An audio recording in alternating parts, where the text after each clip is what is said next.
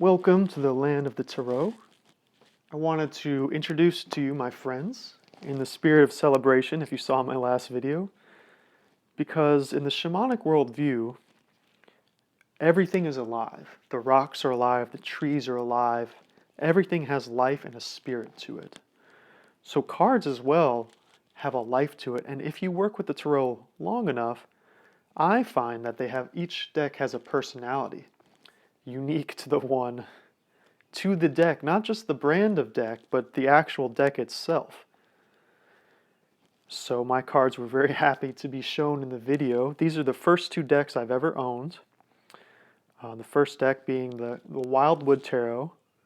This is a Celtic themed deck and has all the sort of suits and archetypes of your sort of pagan, Irish, English sort of worldview with the world tree and whatnot. And then I also got another very basic deck. These two decks are very basic and easy to work with. And this is the Zentero by Osho. And these have a little bit non-traditional meanings to each of the cards, but the readings are very clear. You'll see friendliness. You don't need to know what the two of water or cups in the traditional means to get a feeling for what this card is trying to say. And that's the first lesson I want to talk about with the Tarot. It's not so much about what the cards say and what the book says about the cards, as it is the feeling and the attention that you are drawn to in the card. So let's take this card. Where are you drawn to? Your awareness is drawn to. The way in psychology our attention works is that our attention is always drawn to what has the most information for us. So our unconscious or subconscious is trying to communicate with us. For me, the camel has a lot of energy and meaning to me these days, and I'm trying to highlight what that means for me. For you, it might be the lion or the child. And so in this way, it doesn't matter what this rebirth card means or what the deck's book says it means. You get to really reflect on what you're drawn to. That's more of an advanced practice, but it's something you'll want to start off doing so that you can already begin to trust your own intuition and your own reading of the cards. Now, if you get a deck and you choose one, maybe a basic one like these or something you're drawn to, I really recommend something with pictures or something with words on the card. That way you don't even have to look at the book. They will have their own spreads suggested for you. So I'm just going to show you a spread that was taught to me by Philip Young. It's just called the 2-card reading, and it's very powerful.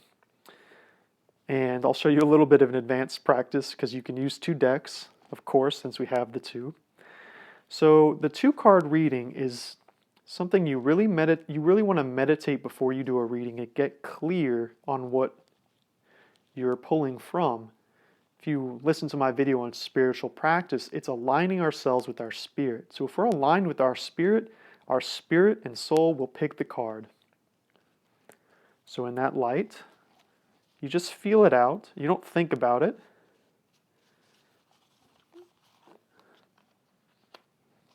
So that's where I'm at. The first card in the 2-card reading is where you're at. It's a reflection of your current state. So again, this is not a divination. I'm not asking about the future. I'm asking, where am I at now? And then we'll go for the second card, will be, what is the challenge I'm facing or what is the goal I'm working towards? So depending on how you feel about the second card will probably determine whether it's a challenge or a goal. So for me, I got the card Control. And we could go into a reading about how this works. For example, the Guardian, which is called the Devil in other decks, and Control, which in other decks would be the King of the Suit of Air, gives me a sense of the shadow side I'm working through is the need to control things or have everything be in its rightful place.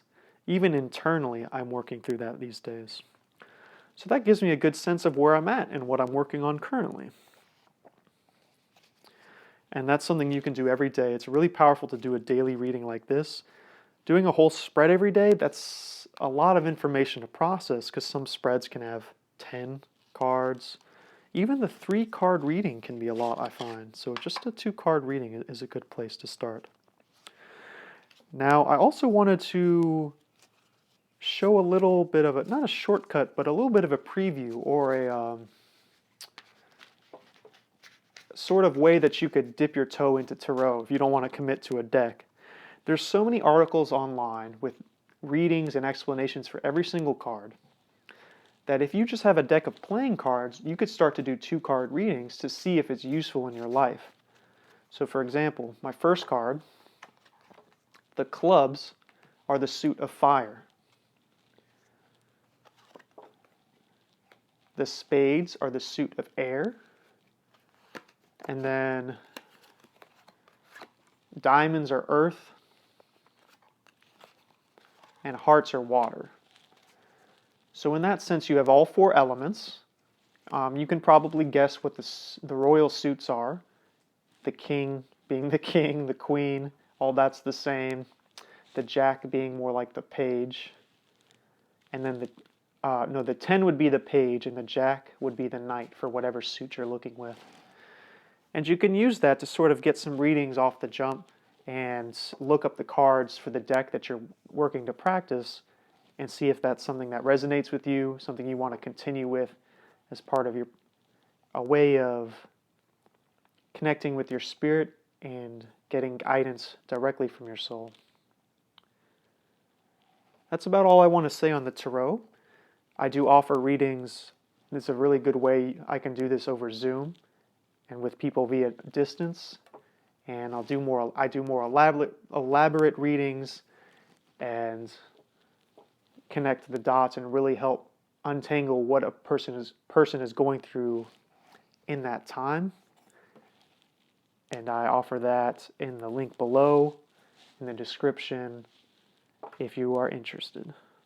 So please tell me if you have any questions, if any of the decks that interest you or the ones that you use, if you currently practice, and what your relationship with those cards are.